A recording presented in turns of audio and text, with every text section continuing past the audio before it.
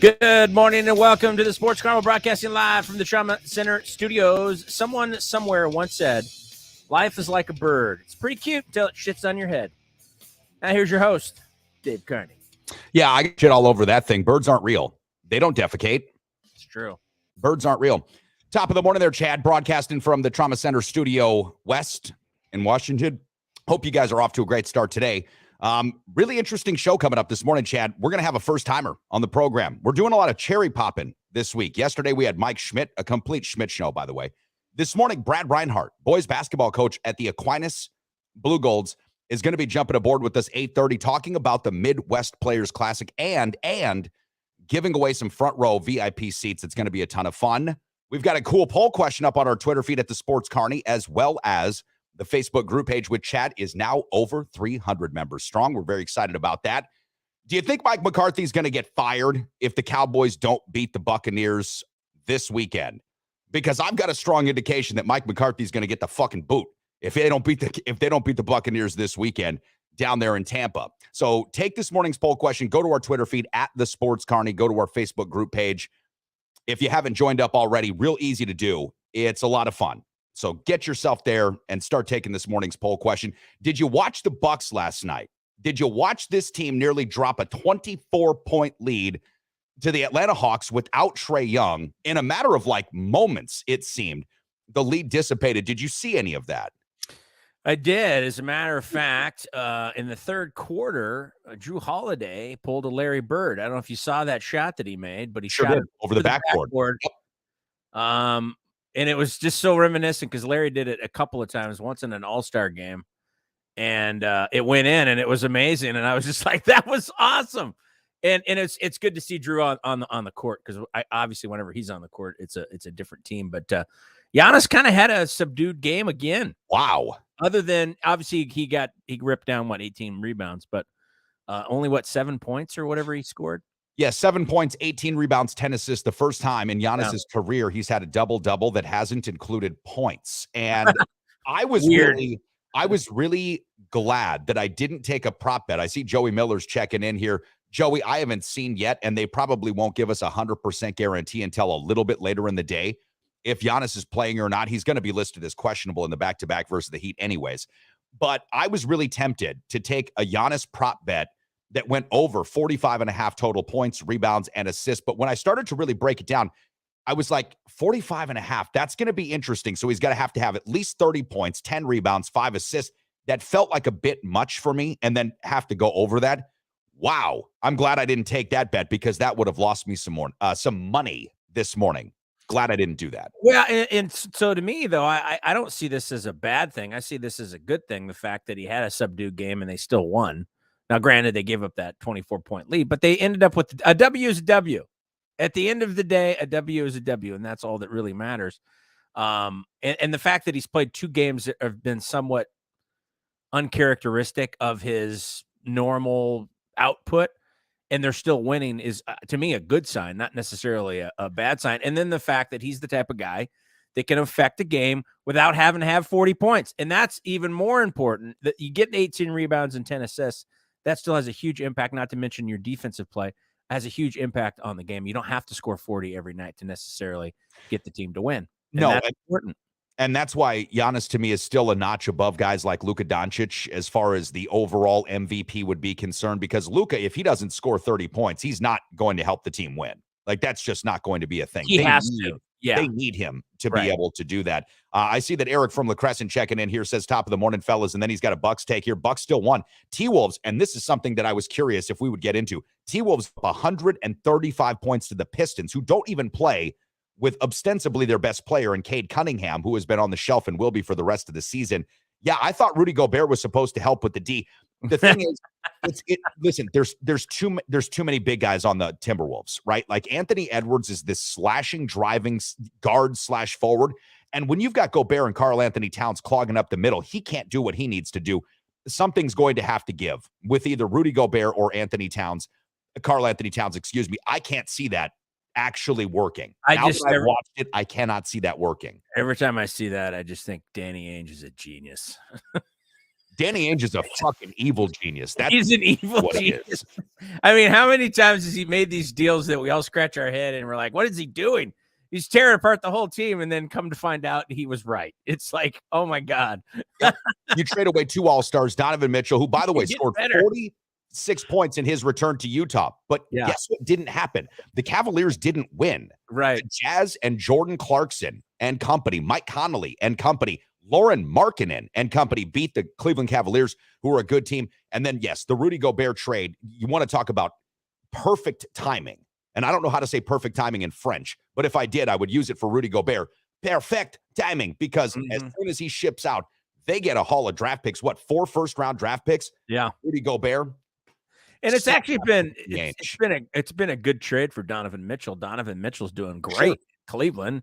Well, he dropped 71 last week or whatever that was, and overall, I know they didn't win last night, but they're playing really good. The Cavs are. And I think Donovan Mitchell's having a great year. So for him, it's been a good trade. Rudy, not so good. Yeah, Donovan's doing fantastic, career highs across the board. Points per game, shooting percentage from the field, shooting percentage from downtown. And Cleveland, I think, and this is what Donovan Mitchell kind of mentioned about Utah, Cleveland a bit more diverse than Utah is. And Donovan Mitchell did mention, as much as he loved playing in Utah with the Jazz as a team, he did find it to be a little bit confining in Salt Lake City. Right, in Utah itself, because there's just not a whole lot of people that look like Donovan Mitchell in Salt Lake City. And if I was a player, I think I probably would feel a little bit less than super stoked about that. And to be fair, the Jazz have gone out of their way throughout the years to draft every white European possible to put into that team. I mean, think about Andrei Karolinko, AK-47. Mark Eaton wasn't a European, but they really have done as much as possible to try to stock that roster with enough fan favorites, if you will, because they understand what they're looking at too up there. Those people, listen, and Mormons are cool in a lot of ways, but shit gets weird. I mean, I was just going to say, no matter what you look like, I've been to Salt Lake City. It's Salt Lake City. I mean, it's not. I mean, this speaks volumes. I'd rather be in Cleveland than Salt Lake City. That tells you all you need to know. Well, when Cleveland gets the win for the cooler place to hang out, that pretty much tells you what the opposition is all about. Unless I was going for like a weekend vacation at a ski lodge, chateau, if you will, I'd probably rather be in Cleveland too, because little known fact for those that never lived on the West Coast, I would go to Utah and vacation oftentimes when my son was little, and we would take a trip up to Bryan Head or to places in Utah, very beautiful state. I went to get some beer from the grocery store, and I looked. Yeah, I said, "What the fuck is this? This is near beer. You have to go to a state-run liquor store in order to get actual liquor." And listen, I'm not advocating people go out there and start pounding silly, but I'm like 3-1 beer. That's the kind of stuff you train your kids on. This is what you give to John when he's only 6 or 7 years old, so he can, when he's older, drink real beer. It was just a very odd setup. Now, there's something else I just want to throw out here about Salt Lake City. Salt Lake City might have to take a new name pretty soon, because the Great Salt Lake is going to be gone in about 2 years. Have you seen what the fuck is going on with the Salt Lake Basin and all of that? Because if you haven't, this is a major ecological disaster. Like, you mean Salt City? It's called Salt City. Salt City Jazz. The Salt City Jazz, which, by the way, jazz didn't even become legal in Utah until about 6 years ago, which is ironic. A lot of people don't know the origin of jazz. They were actually the New Orleans Jazz, which makes a lot more sense when you think about it. And then, of course, they got shipped off to Salt Lake City, which when you put Salt Lake, Utah Jazz doesn't make any sense at all. Utah and jazz don't normally combine together. As I've said, jazz has just become legal in Utah 6 years ago. Should be called the Utah Wives, maybe. The Utah Mini Wives would be a great name for. Oh, boy. Well, cultural appropriation's never been Utah's favorite thing. But hey, listen, Joe V's checking in and saying that state of ours over to the west, Minnesota, used to only have 3-2 beer in grocery stores too. I know. And they didn't even used to sell liquor on Sundays because, of course, we know God doesn't like naughty drinking except for at church or when Jesus makes water into wine. Other than that, bad boys. All right. We're going to step aside, take a quick pause. I don't want to give Jesus too much guff because coming up this morning, 8:30, Brad Reinhardt from the Aquinas Blue Golds is going to be jumping aboard the Sports Carnival Carousel, and he'll be giving us some tickets to the Midwest Players Classic, talking about the whole schedule. It's going to be a really, really exciting Midwest Players Classic. When we come back, Chad, I want to talk more about that Bucs game last night and roll out that poll question once again for those that are just jumping aboard at the Sports Carney on Twitter and, of course, on the Facebook group page. Stay tuned.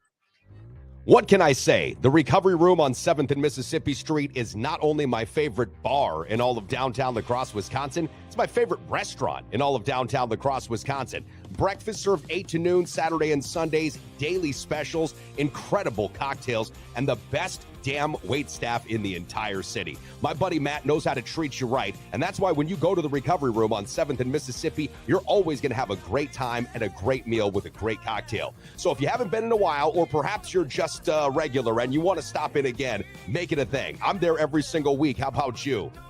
The Social Distancing Sport Association, or SDSA, presents guidelines to safer athletics. For example, when participating in basketball, remember the Harden rule. That's right, James Harden is a man ahead of his time. Number 1, when playing defense, that is if you choose to, keep 3 to 6 feet between you and your opponent. Never double team and always appear disengaged or aloof. On offense, be sure to isolate yourself from your teammates. Dribble the shot clock down, rarely pass, and finally take a 30 to 35-foot shot. This has been brought to you by Arm's Length Under Armour. Go ahead and play. Just stay at least an arm's length away. Broadcasting live from the Trauma Center studios, this is the Sports Carnival with this helpful tip. If something goes wrong at your job, just blame the guy who can't speak English. Here's your host, Dave Carney. Yeah, try that one in Utah, see how that fits.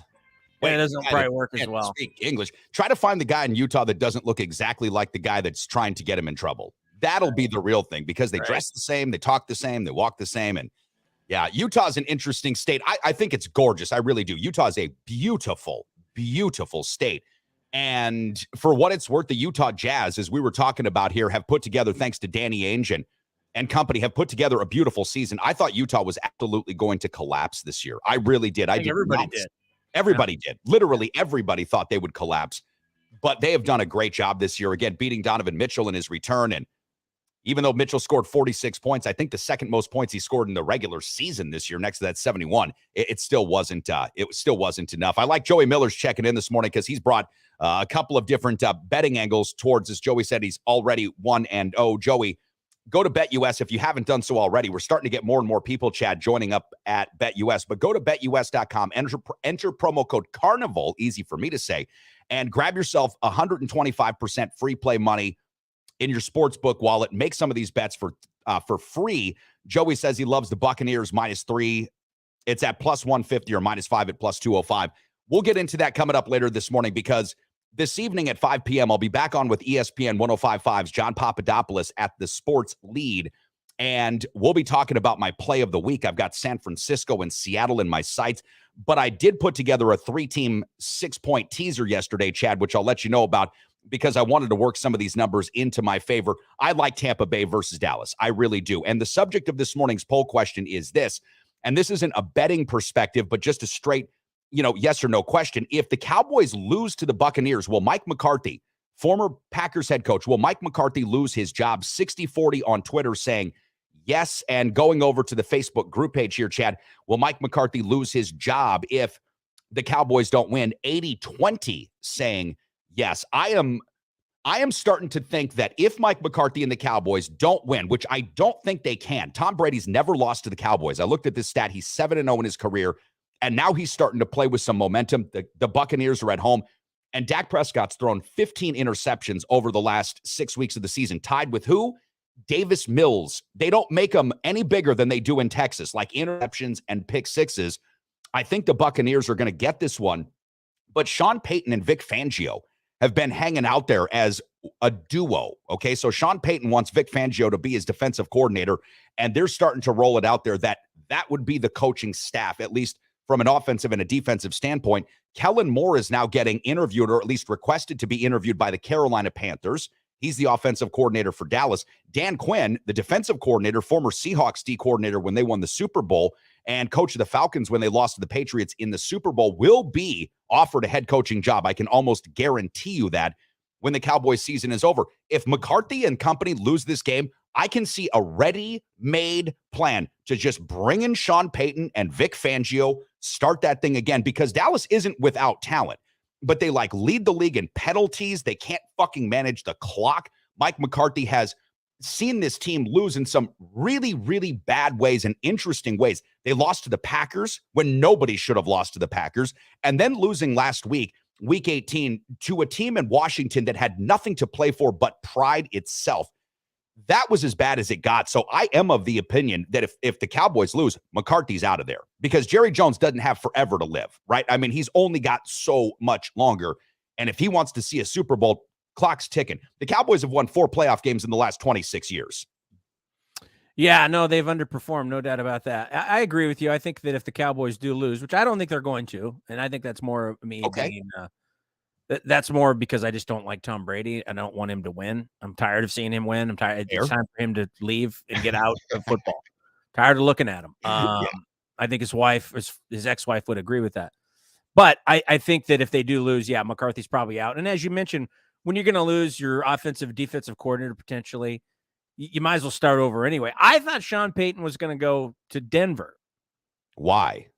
I don't know. That was the rumor that the mothership said. So of course, whatever they say is true. Because they know everything. They know a guy that knows a guy that is cousins with a guy that works at a place next to another guy that knows somebody in Denver. So I don't know how he can't take that seriously.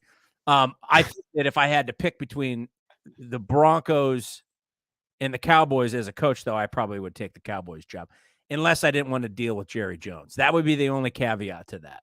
Well, Sean have to be able to deal with that part. If Sean Payton did, in fact, get offered the Cowboys job, first of all, there would have to be a trade compensation from the Saints to the Cowboys, because Sean Payton was still under contract with New Orleans. So wherever Sean Payton goes, a team's going to have to trade for him. Okay, so they'll have to give up something for him. The thing about Sean Payton would be this. He would be the first coach since Jerry, I wouldn't say, it would be Jimmy Johnson. Yeah, he would be the first coach since really Jimmy Johnson. I don't know if Barry Switzer had that kind of power, but he would be the first big-time coach for that team. And I guess, no, that's not true, because you got to think about Bill Parcells. Yeah, Parcells was but part of that. Jimmy Johnson had control of the team. I couldn't see Sean Payton, Vic Fangio teaming up to go to Dallas to let Jerry and Stephen Jones make all their decisions for him. Like, if that was something that Sean Payton would entertain, it would have to be with the caveat, look, dude, we'll come in here, we'll do this, but your hands off now, right? Like, we're going to take control of the personnel. We're going to take control of the day-to-day operations as far as the team's concerned. Now, we need you to go out and make trades, draft players, cool, but here's who we want to get. Denver's owner does have deep pockets, and I know that Joey would probably love more than anything to see the Denver Broncos get that. But Denver's just not a very good team right now. And I can't see Sean Payton turning down a Cowboys job for a Broncos job. But if they're going to offer him $25 million, maybe. Foreman, is Jerry Jones still alive? Jesus. I thought he had been a weekend at Bernie and him. That's possible. I can't necessarily guarantee that, because he's like, we're going to have to suck on this game for the next week. Well, the thing about Jerry Jones is obviously he's one of those hands-on type of owners. He wants to be involved in all of these things. And so that's something that, yeah, you're right. That would have to be up front in the contract, that they had a certain amount of control, and that it was at least voiced that, stay out of my business, which I think obviously Jimmy Johnson had that. And I believe Bill Parcells had a similar, I don't know about Mike McCarthy's relationship with Jones and how that's working. To me, it seems like Jones is still part of it, the day-to-day sometimes. Oh, you betcha. Well, he's the general manager.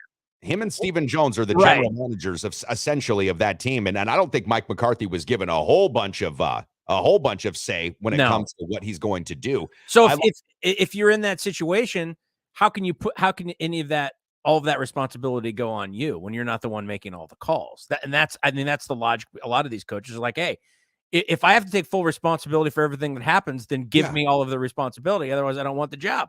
Well, let's check in with Frank Reich about that. Right? Because, you had Jim Drunk Irsay have to fire this guy. Like, what the fuck did Frank Reich do wrong? I mean, he was doing everything he could. Even since Andrew Luck retired, and I saw this list, they have had I think 9 or 10 starting quarterbacks. They've still been an above 500 team, right? They've still been pretty good. Now, Frank Reich wasn't with them the entire time, but I think that these owners, the impulsivity of them, scapegoat, man. They don't want to take the personal responsibility. Jerry Jones doesn't want to have to admit that he's not a football guy. And Jerry Jones, I know that he loves football. I've never thought he was a wise football guy. I remember him advocating for the Cowboys to draft Paxton Lynch out of Memphis, who had an unceremonious end to his career with Denver and then in the CFL. I remember Jerry Jones having to be walked off the ledge from drafting Johnny Foosball, the chili dipping D-bag. Jerry Jones and company got real lucky when Dak Prescott landed in the 4th round to them. Tony Romo goes out, and I'll never forget that preseason game, hurts his back. Dak Prescott comes in with a Hall of Fame offensive line and a Rookie of the Year in waiting, Ezekiel Elliott, who Joey Tropicana is saying he's going to put all of his money on the Cowboys because Zeke is always making touchdowns. Joey, that's as tongue-in-cheek as there is, unless perhaps you've just put vodka into your Tropicana orange juice, in which case I can understand why you're saying that. Zeke hasn't scored shit for touchdowns this year. It's Tony Pollard, baby. Joey Miller actually wants Jim Harbaugh as coach in Denver as opposed to Sean Payton, which I don't know. Is Jim going to leave Michigan? Is that's on the table? That's on the table. I would imagine it has to do with money, right? More than anything. If it's the right money and the right job, I think he'll probably leave. Otherwise, I always thought that Michigan was his dream job.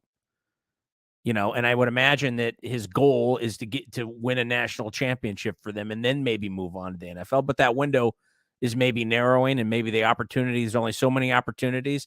And if the money's right, the situation's right, maybe he'll make that move. I like Jim Harbaugh. I think he's a great coach. Me too. I think that, him going to Denver, that'd be interesting.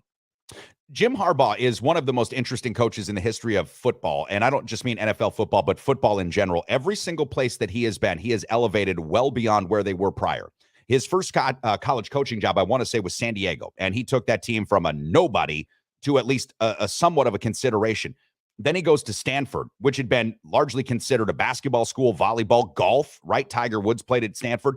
And football was, good back in the day, but it had been a really long time since the Cardinals were good, so he elevates them. Then he goes to Frisco and takes over for, I don't remember exactly, was it Mike Singletary that was the coach before Jim Harbaugh, and takes San Francisco famously to a Super Bowl with a quarterback who is, let's just call it what it is, less talented than Russell Wilson probably ever will be, and that was Colin Kaepernick. And then he goes to Michigan, beats Ohio State twice in the last 2 years, and takes them to 2 college football playoffs. He's really made every team better, but I think with Michigan, and I'm not trying to say the Big Ten's never going to be able to get another college football national championship, but when I think about Michigan, I don't know if they'll be able to win a national championship now because Georgia's just too loaded. Bama's always going to be coming. The SEC will be huge. Ohio State seems to just get better and better recruiting classes every single year. I don't know. It might be one of those times in which also Jim Harbaugh looks at his contract, which he did get extended, but he didn't get a raise. Jim Harbaugh didn't get a raise last year, even though he did get a new contract. He flirted with the Minnesota Vikings. They decided not to go in that direction. If Denver really does, as Joey said, want to get into their owners' deep pockets and throw this guy a boatload of cash, $25 million, well, you're stupid not to take that job because that's just, you'd be stupid not to do that. You would rather have Jim Harbaugh than Sean Payton? No, I would rather have Sean Payton than Jim Harbaugh. But if I'm Sean Payton, I'm not touching the Denver job. It'd be like the Arizona Cardinals job. So I've got a small quarterback who, if he does run, has the propensity to get really hurt. I've got a whole bunch of other things that need to be fixed. If you go to Dallas, because again, I think Dallas is a good roster. I just don't like Mike McCarthy, right? I just don't think he is a very good football coach. And I don't think he's got the kind of aura around him that fits Dallas. Now, he can fit around the entire state of, Texas himself. That's how big Mike McCarthy is physically. But I just don't think he's got an aura that is big enough to be able to be the Cowboys coach. I just don't. Speaking of former Packers coaches, Mike LaFleur got fired from the Jets as offensive coordinator. Do you see him? Do you see him hanging out with his brother Matt? Did they give him a job with Green Bay? Nathaniel Hackett, I read the other day where Matt LaFleur said that he's open to Nathaniel Hackett coming back. Yeah, this is why I don't know that Matt LaFleur is a very good coach, because as an administrator, you look at your brother, okay, Mike, for the Jets. underperforming on offense for the last 2 seasons with him as the offensive coordinator. I mean, by a lot. And then you look at Nathaniel Hackett.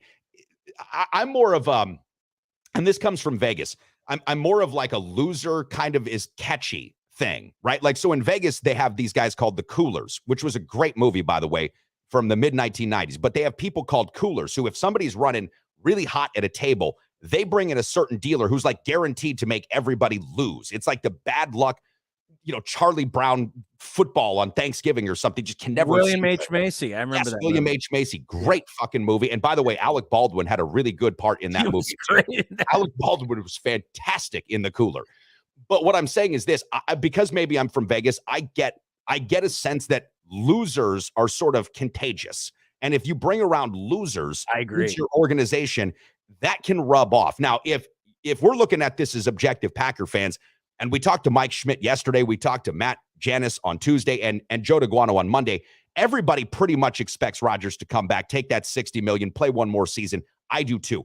If I'm Rodgers, if I'm the Packers, I don't want the stench of what happened with Nathaniel Hackett in Denver coming back in, and I don't want to seem nepotistic and bring in Matt LaFleur's brother when really Matt LaFleur needs to figure out what his whole coaching identity is, because it's really been choppy. He had older defensive coordinator in Mike Pettin, who was older than him, not an older guy, but older than him. That didn't work. You bring in Joe Barry. That's been okay for a time. Rich Bisaccia, the elder statesman now of the team, as their special teams coordinator. I just don't know that Matt LaFleur's really figured out what his coaching style is going to be. So if I'm the Packers, no, I stay away from both of these guys. So in other words, it's going to happen. Yeah. Because that's not what you should be doing. So Foreman's checking, and he says, talking about coolers, like the dealer from Christmas Vacation is actually Vegas Vacation, played by actor Wallace Shawn. That's right. Good call. But yes, similar to that. And I agree. Hey, listen, when it comes to that bad mojo, whatever you want to call it, when I used to gamble, I'd sit down at a machine doing pretty well. And if somebody would come and sit and there was a vibe about them or whatever, I would get up and move. There is something to that. Yes, there is. There is somebody that has, especially like a dark, just kind of just a dreary feel about them, and they're just kind of negative. And it's like, I don't want to be around those people anyway, but especially when I'm dealing with money. That's and if right. I'm gambling my money, I want good vibes, right? Or if I'm trying to win football games, you want good. That's why most of these guys are superstitious. They wear the same socks or the same helmet or the same t-shirt they wore in high school, all those different things. Obviously, that's probably more prevalent in baseball than it is in football, but it still happens.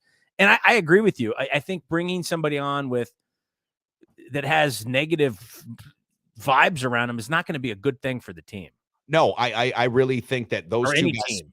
I think that those two guys, specifically Hackett and Mike LaFleur, will get jobs in the NFL. I could see a quarterbacks coach, a running game coordinator, something really, really low level when you consider the hierarchy of the entire team, but a coordinator position, no, I wouldn't want that either way. Now, Chad, before we get too far into the program, because we have got, as I mentioned, another first-time guest joining us, Brad Reinhardt from the Aquinas Blue Golds is going to be jumping aboard here in just a few minutes. I want to talk a little bit more about that Bucs game last night. Both you and I were watching that game on ESPN, and the Bucs were rolling. In the first quarter, as a matter of fact, Marshawn Beauchamp hit a three-pointer. The Bucs hit 9 threes in the first quarter. The first half, it was an absolute blowout. And into the third quarter, the Bucs were carrying a 24-point lead. Well, the Hawks, without Trae Young, decided to roar back and go on an absolute tear. Eventually, in the fourth quarter, overtaking the Bucs and taking their first lead of the game. With about 4:05 remaining, the Bucs do pull off the victory and win by 9. But it was a really interesting game. If you weren't with us at the beginning of the program, Chad and I were talking about Giannis Antetokounmpo and how impactful this guy is. He scored 7 points, but grabbed 18 rebounds, and more importantly, dished out 10 assists, Chad, en route to that Bucs victory. Drew Holiday, as you mentioned, pulled a Larry Bird, the behind the backboard shot that great shot. Was a great shot, and he did it with such calmness that you can tell. And the commentators, it was Hubie Brown and Mike Breen last night, so we got part of the combination that we were thinking about when we spoke yesterday. But Hubie Brown and Mike Breen were talking about that as something that they believed that Drew Holiday practiced on occasion, and it looked like it. Yeah, I would say that's an affirmative there. Brooke Lopez also had a great game last night for Milwaukee, and it was his three-point shooting and his rebounding, Chad, along with his defense. Brooke had 20 points, 12 boards, that really did help the Milwaukee Bucks get this victory. Bobby Portis had a couple of crucial shots as well, 13 points and 10 boards for him. The Bucks have won 4 of 5, but coming up tonight, they'll be in Miami. So they travel from Atlanta over to Miami to take on the Miami Heat. That game will be at 6:30 p.m. on Bally Sports Plus. I don't know for sure if Giannis is going to be suited up tonight. I would anticipate he will be. Chris Middleton is still out. I believe that Giannis will be playing. Giannis isn't Kawhi Leonard. He doesn't have to sit out every single back-to-back. From what I understand, he should be playing. The Heat are only 8-12 against Eastern Conference teams this year, and averaging just 108 points a game. But one other note that I did want to mention about the Miami Heat is the ascension of a Wisconsin native. Somebody is familiar to Bailey Cale. We talked to Bailey on the show several months back, and a number of our audience members this morning, and that's Tyler Hero. So Sure. Hero's shooting 39% from beyond the arc, 21 points, 6 boards, and 4 assists a game. This is a kid who goes to Kentucky for a season. Again, Badger fans were lamenting that he never got to play for Wisconsin, but he's just having a really, really great start to his career. So it'll be an interesting game. Again, Bucks and Heat, 6:30 p.m. tonight. Milwaukee winning last night. Just one of the more unconventional ways I've seen them win, with Giannis only scoring 7 points. When we come back, we're gonna still talk some basketball, except for this is going to be a look at the Midwest Players Classic, the huge high school basketball tournament, which takes place this Friday and Saturday at the Lacrosse Center. Brad Reinhardt, the organizer of the event and the coach of the boys basketball team at the Aquinas Blue Gulls, will be joining us here on the Sports Carnival for the first time. Stay tuned. Now more than ever, if you're looking to buy or sell your first home, or perhaps an investment property, you need a full-time dedicated real estate agent who is up to date on all the latest trends and analysis and is ready to give you the kind of service that you deserve. That's why the official real estate agent and the official real estate partner of the Sports Carnival is Kyle Cable of One Trust Real Estate. Whether you're looking to buy or sell your first home, or perhaps you are a seasoned investor, call the official real estate agent partner of the Sports Carnival, Kyle Cable of One Trust Real Estate. The official mortgage team of the Sports Carnival is the Midwest Mortgage Team of Land Home Financial, my good buddies Mike Garcia and Todd Vercruzzi. Listen, we all know the mortgage industry is in a bit of an upheaval right now, and that's why it's more important than ever to go to a couple of guys that you can trust, a local operation right here in La Crosse. That is the Midwest Mortgage Team. Again, Michael Garcia and Todd Vercruzzi of Land Home Financial. Don't make a mistake with your mortgage needs. Go to the official mortgage provider of the Sports Carnival, the Midwest Mortgage Team, Mike Garcia and Todd Vercruzzi. Back to the Sports Carnival, broadcasting live from the Trauma Center studios. Remember to eat right, stay fit, and die anyway. Now here's your host, Dave Carney. Oh, welcome back to the program, broadcasting live from the Trauma Center studios, powered by the Recovery Room, coast to beautiful coast. Thanks to our supporting sponsors, BetUS. Go to betus.com, enter promo code CARNIVAL, catch 125% free play money in your sportsbook wallet. Kyle Cable, One Trust Real Estate. Chad, sold my house in 2 whole days. Mike Garcia, Todd Vercruzzi, of course, over at Land Home Financial, providing you all of your mortgage needs, and Preferred Insurance, Tony Rausa and Brian Sandmeyer, just about to acquire another agency. As a matter of fact, Preferred Insurance is expanding, and they're there for you for your auto, your home, your flood, your business needs. Thanks so much for your support, fellas, and the ladies behind the fellas as well. Joining us for the very first time on the Sports Carnival in our Sports Carney Carousel is Brad Reinhardt from the Aquinas Blue Golds, who are having, I would say, a signature last few years in athletics. Coach Reinhardt, the boys basketball team is doing better and better every single year. The football team, back-to-back champions. And the girls basketball team, which has seen a number of fine prospects and talents come through the ranks, is now being graced by one of the Davises. Johnny and Jordan Davis's younger sister is playing for your girls basketball team, and I've heard she's had some monster performances recently, including a 30-point, 12-rebound outburst the other night. Coach Reinhardt, great to see you for the first time here on the program. How you doing, buddy? Hey, I'm doing great, man. Thanks for having me. I appreciate it. Well, we're excited to bring you on, and there's always some excitement around this time of year because high school basketball is really starting to get into the meat of the season. And that's always a lot of fun. But this Midwest Players Classic, which has been going on for years now, has started to reach a crescendo of excitement, and the teams, the interests that are coming here to lacrosse are starting to reach new levels, at least from what I can see from the schedule that you guys have out.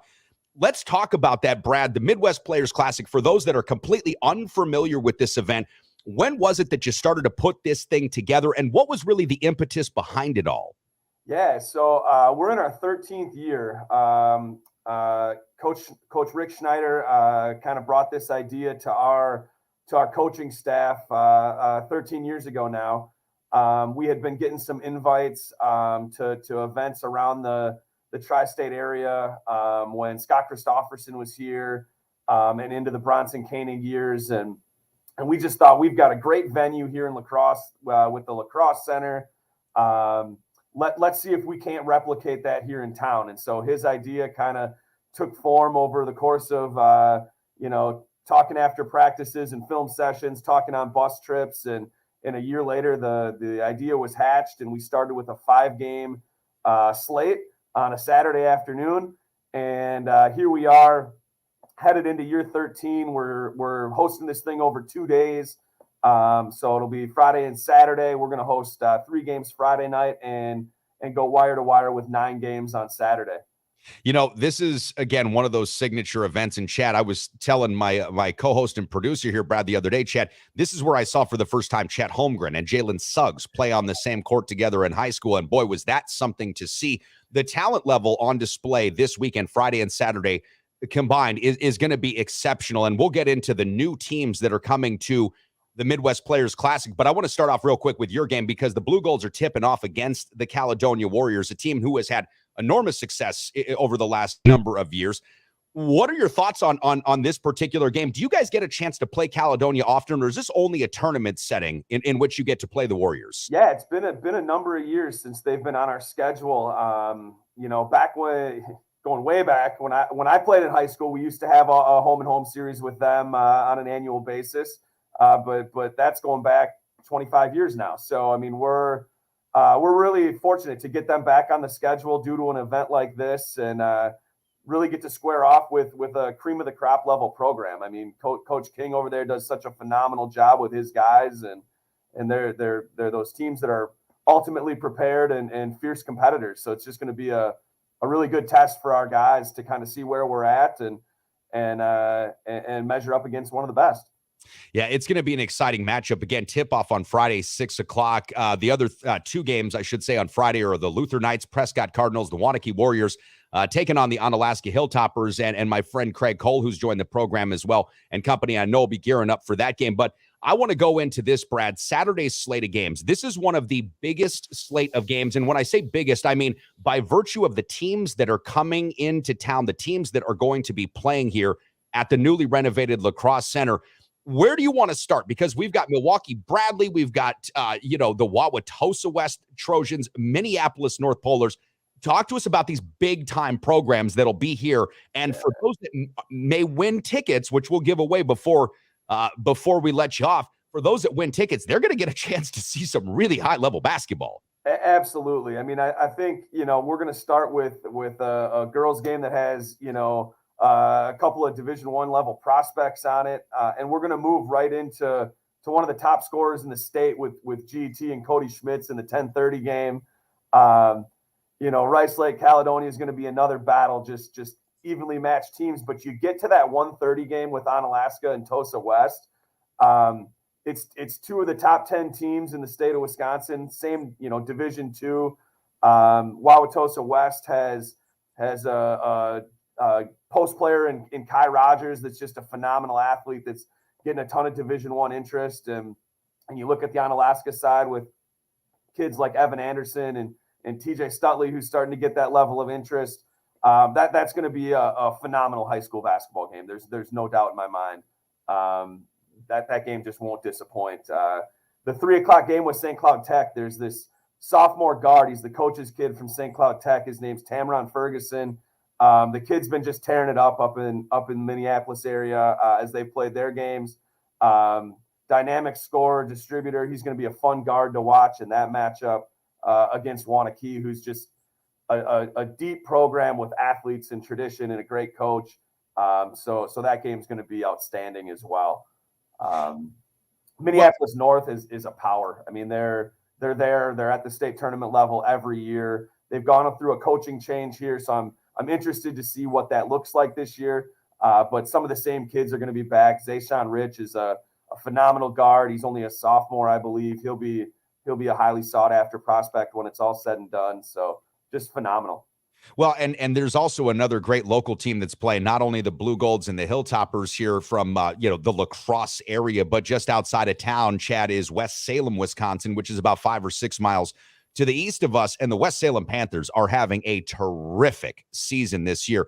Now, unfortunately, I haven't eyeballed the team myself, but tell me a little bit about West Salem. What is making them so dangerous? I've heard they've got a couple of players who are really putting up big numbers, 17, 18 points a game respectively. Yeah, absolutely. West Salem's got a great roster right now. They've got size with Peter Latos on the inside, Tamarian Henderson, sorry, Tamron Ferguson, getting names crossed. Tamarian Henderson's just a phenomenal athlete for them. And then they got guards that make them go. I mean, they've got Coach Kepnick's son just runs the floor and scores and shoots the ball extremely well. So they just have firepower all over the court.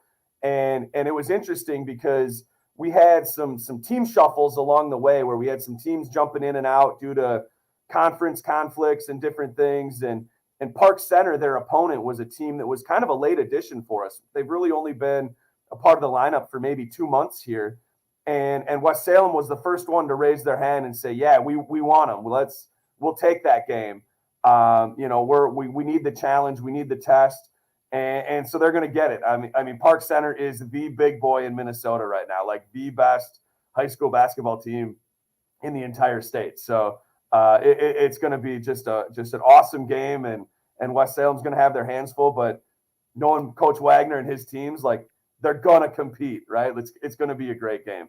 Well, I'm excited for this as well. And we've been talking about this, Brad, in the lead up to having you on the program, the renovation of the La Crosse Center. Now, while Chad hasn't been to the La Crosse Center, for those that are in our area watching us on Facebook, YouTube, Twitter, Twitch, or LinkedIn, the renovation has been nothing short of spectacular. Maybe it took a little bit longer than we thought here in town. COVID had a lot to do with that, obviously. Yeah. But now that this thing is completed, we're looking at a jewel in the center of our beautiful city.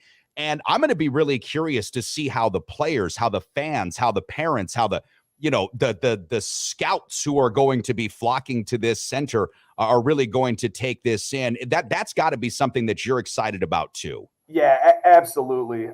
We got our first taste of what the new La Crosse Center was during COVID when we helped kind of co-host the WIA state tournament here for the boys and the girls. Last year, the center was ready for us. And I mean, it's brand new seating, brand new scoreboards, brand new hoops, the same as you'd see in the Bucks arena. All the restrooms are new, the concessions. I mean, like, they didn't leave any stone unturned. It's like a brand new facility. And they just do a first-class job hosting these events and partnering with us to be able to do it. So we're really excited to fill the place up and let these kids, feel like rock stars, man. They're going to be out there on that pro-size floor and have a nice crowd that's into it. And it should be a great venue for the games. Well, shout out to everybody from the La Crosse Center and City of La Crosse that kind of helps make this go. Mitch Reynolds, former coworker of mine, who is now the mayor of the City of La Crosse, and I know that the city has a lot to do. Does Terry Bauer still have a part to play in putting these events together? Yeah, we've worked with Terry down at the Downtown Main Street group to kind of partner, with some of the downtown businesses as sponsors and making sure that the restaurant and bar scene's ready down there for the people that drift in and out of games and that sort of thing, and our hotels that fill up at, from bringing teams and fans in. So, definitely has a part in it. Art Fay is just, has been an institution down at the La Crosse Center for years and just a great partner to help plan these things. And Chris Salzwedel and his operations team do a phenomenal job. Well, Coach Reinhardt, before we let you go, I know that we were mentioning this to our audience members, and you brought this to us, and I'm so grateful. You've got a couple of tickets that we can get. Oh man, these aren't just tickets; these are passes. Wow. So here's what we've decided to do, Coach. Chad and I were talking about it before the show this morning. what I want you to do, if you're watching us or listening to us anytime today, because we'll let these shows go up, we have clips that run all throughout the day. Give us a message on our Twitter feed at the Sports Carney or the Facebook group page, over 300 members, and we have a randomization program. We'll put your name into the hopper, and tomorrow morning on the program, we will announce the winner. They can come and pick up these passes from where? Yeah, so my office is right in the lobby at Aquinas High School, so they can buzz in between 8 and 3 tomorrow, and they'd be able to pick those things up right there. Beautiful. Well, we will put that on a randomization. And just one more thing before we let Brad go here, chat. I want to say thank you to the Clocky Investment Insurance Services, Badger Corrugating, Drugans, Pepsi, Maxwell White Plumbing, Big Boar Barbecue, Just a Game Fieldhouse down in the Wisconsin Dells, Ultra Federal Credit Union, Badger Breaks, the Hampton Inn and Suites, Citizen State Bank, Tricor Insurance, the Seawert Group, and Quick Trip. I know there's a couple of other sponsors as well. But to all those that are supporting the Midwest Players Classic, thank you so much, because, again, this is one of those seminal events for the city of La Crosse, and all the people that get to come into our town from Minneapolis, from Milwaukee, from all these other cities, get to see what a beautiful, beautiful spot La Crosse, Wisconsin is. And to that, we owe you and your staff and everybody a debt of gratitude. So, Brad, thanks so much for coming on. Really appreciate it. I'll be seeing you for the 6 o'clock game for sure. I've got to check that one out Friday night. I'm not going to take those tickets. I'll find another way in. We'll get you in. We'll see that game again, tipping off 6 o'clock tomorrow, Friday the 13th. Well, Friday the 13th. No superstition involved. No, none of that. None whatsoever. Great luck to you tomorrow, and great luck over the weekend. I'll be seeing you throughout, but thank you so much for coming on. This has been a blast, and I want to get you back on the program, talk some hoops, okay? Absolutely. Anytime, man. I appreciate it. All right. Thanks a bunch. Coach Brad Reinhardt of the Aquinas Blue Golds boys basketball team. We'll be back here on the Sports Carnival. Stay tuned. Preferred Insurance is the official auto, home, business, flood, and life insurance agency of the Sports Carnival, serving folks in La Crosse and surrounding areas with licenses in Wisconsin, Minnesota, and Iowa. As an independent insurance agency, Preferred Insurance is free to find the very best insurance for you, your family, or your business needs. Call my friends at Preferred Insurance today and set up a free consultation. Remember, working with an independent agency means Preferred Insurance works for you, with you, to find the best solutions at the best prices. Hello, I am Don Francisco, and I roast and blend coffees for your pleasure and mine. My newest blend is Vanilla Nuts. The coffee so rich and so sweet, it tastes like the French Alps has dangled its in your cup of java. If you love coffee like I do, then you'll love Don Francisco's, with a 135-year tradition. Because at Don Francisco's, if you're up all night, so are we.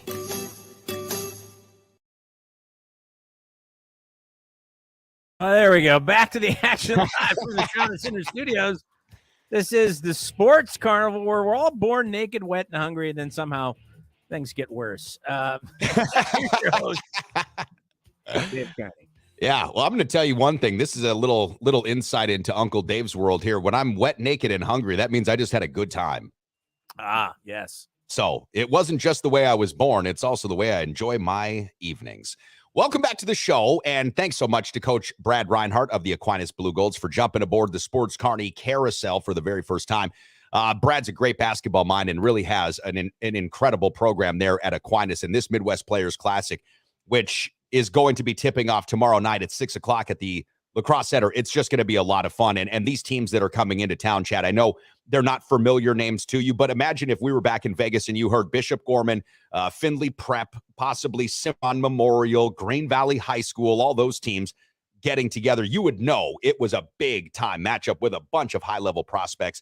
And for those that want to win those VIP seats, send us a message on our Facebook group page or on the Twitter feed at the Sports Carney or the Sports Carnival group page, and we'll put your name into a randomized little hopper tomorrow morning on the program. We'll announce the winner, and then you go pick up your passes from Coach Reinhardt's office. Foreman says I won't work for him. He's not allowed to leave the school. You know what? I'm going to call bullshit on this because Foreman takes his daughter Ella to school. I know he does. Hi, Ella. By the way, if you're listening this morning, hello. And that's not true. I know Foreman's a lot better of a guy than he likes to let on. Foreman likes to play the role of he is some sort of just absolute degenerate. And I would say that that's 50% true, but not 100% true. How big of a shit would everybody take if tomorrow we announce the winner and it's pork chop? Would that be a problem? Yeah, that'd be a problem. Now, pork chop actually might not be allowed within How a do we win? school. How to ruin a basketball tournament? Yes. Actually, if that was the case, I would pretend if we that want we to didn't. Spoil it. That's what we do. I would pretend that we didn't take it. We send pork chop to the tournament, just No. ruin it for everybody. I couldn't do that, even though I know that there is room inside the lacrosse center for pork chop. I wouldn't want to have to make the concessions for. No, let's say that doesn't happen. And I had to mention pork chop because I think that's great. I teased that we might mention pork chop. On top of talking sports, I said smartass comments and possibly shots at pork chop. So there you go. There's the shot at pork chop, and now I'm done. Okay, good. Well, I like this. Let me do this real quick as well, because I mentioned that Twitter feed, Chad, at the Sports Carney, where we're starting to see a lot of new followers on here, which is really great. What do you think? If the Cowboys lose to the Bucs, is Mike McCarthy going to get canned? 66.7% of respondents say yes, 33.3% say no. Over on the Facebook group page, it's even further into the yes category, 80-20, as more votes start to pile in here that Mike McCarthy will lose his job if the Cowboys do, in fact, lose to the Tampa Bay Buccaneers. And listen, the Cowboys right now are 2.5-point favorites, total sitting at 45.5. If you want to make a bet on any of this weekend's action and you haven't yet signed up for an account at BetUS, what are you waiting for? Go to betus.com, enter promo code Carnival, make an initial deposit as little as $50, all the way up to $2,500 if you're a big roller, and see 125% free play deposit match go into your sportsbook wallet. Yeah, that's right. You put in $100, you're going to get $125 for free. All right, so get yourself up there now and make a play on this. If you feel strongly about the Cowboys, which I know that you do, then make that play. I personally think the Tampa Bay Buccaneers are going to win this one. I just don't trust Dallas. And listen, I thought Dallas would beat the Packers. They didn't. Green Bay was able to find a way to win. That was Mike McCarthy's fault specifically. Yes. Going for it on fourth down. I can't remember exactly the play, but I remember going, what are you doing? And that was because of his ego. Yes, it was. And he figured, well, I don't want to give Rodgers the ball back. Dude, if you believe in your defense, kick the field goal, take the extra 3 points. You were already up by 3 points and run it out. Listen, Dallas to me is poorly coached. The talent that they've got is fine, but Dak Prescott over the last 6 weeks of the season, really since he made his return, has been a turnover machine. And that's really counterintuitive to the way that Dak Prescott plays. I don't like the Cowboys in this spot. I've got Tampa Bay plus these 2.5 points. Chad, some of the other matchups that we're going to see on Super Wildcard Weekend are interesting. The one that I wanted to circle, though, right now is my play of the week. And I'm going to be on ESPN 105.5 with John Papadopoulos on the Sports Lead tonight. Tomorrow morning, as a matter of fact, we'll have Pop on the program 8:30 to sort of recap what we talked about on Thursday night tonight and look ahead to the weekend. But I've got San Francisco minus 9.5 points against the Seattle Seahawks. Now, I realize that the third time that you play a team in a season, it can really get wonky. I mean, generally, we don't see teams play 3 times during the season, but that's right. What it will be. Every one of these games, by the way, this weekend is a rematch, at least a rematch of a one game this season. So while that may seem like too many points to lay versus Seattle, the Seahawks have been into the red zone 2 times in the 2 games that they played the 49ers. The San Francisco 49ers have the best defense in the entire league right now. Brock Purdy is above average as a quarterback for this team because that's just what he needs to be, slightly above average. The skill positions for the 49ers, the home field advantage, and the fact that Pete Carroll and company are playing with a really young team. It's not that they're not talented, but they're really young. Geno Smith's never been in this spot. Means I don't trust Seattle here. Now, I love Pete Carroll as a coach. This guy is a dog, and he is one of the better football coaches like Harbaugh that's ever coached football. Great in college, great in the NFL. I just don't believe the Seahawks can hang with the 49ers in this one. I know that 9.5 is a lot, which is why I did put together a 3-team 6-point teaser, but I'm still taking, and I'll ride with San Francisco on an individual basis minus these 9.5 points. I just really think that when you look at last week's game versus the Rams were playing third stringers, save for Baker Mayfield. And if it weren't for an untimely interception in overtime by Baker Mayfield and a field goal that just made it in for Seattle, the Seahawks don't win. And we might be talking about the Detroit Lions in the postseason today after they undressed the Packers at Lambeau Field. for a number of different reasons, not many of them statistically measurable because these teams haven't played in the postseason recently. I've got San Francisco minus 9.5. I mean, where are you with this? Because I know that you live in Washington, but you're a 49ers fan. Yeah, I got $20 on this game. The guy I bet with was an idiot and took it straight up because he doesn't know what that means. He goes, you want to make a bet on the Niners Seahawks game? I said, sure, straight up. And he goes, I guess. He doesn't know what that means, right? I said that means that you're not getting any points. It's just whoever wins, right? Yeah. So anyway, I'm gonna win. I'm gonna be $20 richer because we know the Niners are gonna win. Will they win by more than 9.5 points? I think they will. I think it's a 2-touchdown win. I think that the pass rush and the defense alone is going to dominate Seattle. It's going to frustrate Geno Smith. We saw last week Geno getting frustrated on the sidelines, underperforming against the Rams. Imagine when you're going to be playing the 49ers. And then on the offensive side, obviously with all of their weapons. This team, in my opinion, and that's not just because it's my team, is the best team in football right now. Now, we'll see how this progresses in the playoffs. But to me, they're the best team from special teams, defense, and offense in football right now. And I believe they should be favored to win the Super Bowl at this point. Now, obviously, things can change. Brock Purdy's outperformed. Let's be honest. For being a third-string quarterback, doing what he's doing, granted, the system has a lot to do with it. Being Mr. Irrelevant, becoming very relevant, it's been impressive. It's been more than impressive. Like you say, he has overperformed to such a degree that listen, I've been talking a lot of Brock Purdy football since he was playing at Iowa State for one reason, because our good friend, our mutual friend, Rob Mish, who still lives in Vegas and writes for the Chicago Sun-Times, he was all over Brock Purdy as a future NFL prospect to a high level. And he called this way early. He said, if you look at the yards per attempt for this kid, Brock Purdy, forget the touchdowns to interception ratio. He asked me a question. He said, in college football, David, do you know what the statistical measure of a good quarterback is? And I said, yards per attempt. And he said, absolutely. That is it. Because again, when we look at college football, so much different than the NFL, the way that people get yards, like Tua and Mac Jones, they're playing with an offensive line that's all in the NFL and wide receivers that are in the Pro Bowl, right? Like you can play with some really good players and make yourself look decent. When you play with Iowa State, you're playing with not bad players, but you're not playing with that level of talent. And if your yards per attempt are up in the top 5 in college football, you've got some real talent.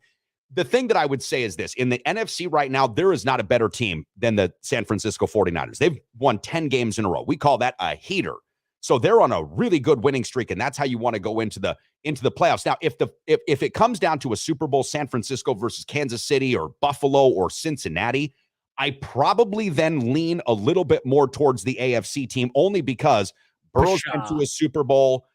Mahomes has been to a couple and won one, and Josh Allen and the Buffalo Bills would be playing with what I would say would be godly-like intention behind them. As Damar Hamlin, by the way, and this is something that we can say really makes us happy, is now out of the Buffalo hospital. So he left since he went to the Buffalo hospital. Damar Hamlin's home with his family now, which is fantastic.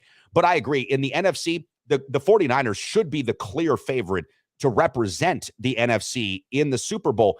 If Brock Purdy, though, listen, Chad, if this guy wants to become one of the most famous quarterbacks in the NFL, all he really has to do is win 2 football games in the postseason. The last rookie to win a postseason game was Russell Wilson for the Seattle Seahawks. That was the last time a rookie has won a playoff game. Now, no rookie has ever won a playoff game that's been drafted outside of the 5th round, ever. That's never happened.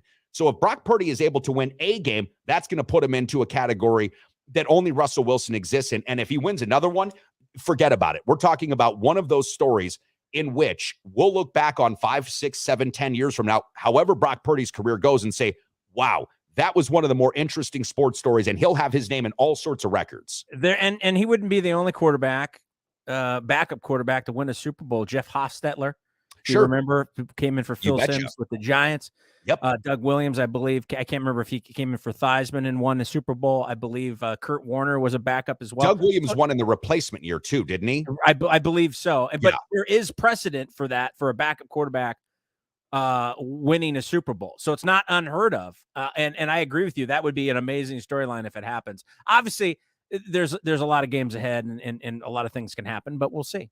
We'll see. I like Frisco in this particular matchup by a ton. I actually think the final score is going to be somewhere around 27-10 is kind of where I'm picking this game, because I just don't think Seattle right now is not a mature enough ball club to really get this victory. I also tend to like the Jags over the Chargers. I know that's not a prevailing thought right now. The Jags are 2.5-point dogs. I think the New York Giants could have a giant upset against the Vikings. They're 3-point dogs.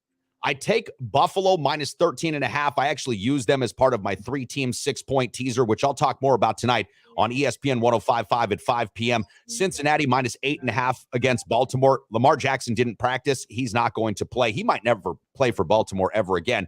And then, as we've mentioned, Dallas, a 2.5-point favorite versus Tampa Bay. I like the Bucs here. And if you haven't taken the poll question yet, jump up to our Twitter feed at the Sports Carney or the Facebook group page and let us know if, in fact, Mike McCarthy and the Cowboys lose, do you think that he gets fired? And Rob Dog says Nick Foles, too. Good call. Nick Foles won a Super Bowl. That's right. Well played. Outdueled Tom Brady. Guys and gals, you've been fantastic. Don't forget, you want to win those Midwest Player Classic tickets. Message us at the Sports Carney on Twitter or on that Facebook group page tomorrow. We'll let you know who was the winner. Have a fantastic Thursday. We'll talk to you bright and early, 8 o'clock here on the Sports Carnival.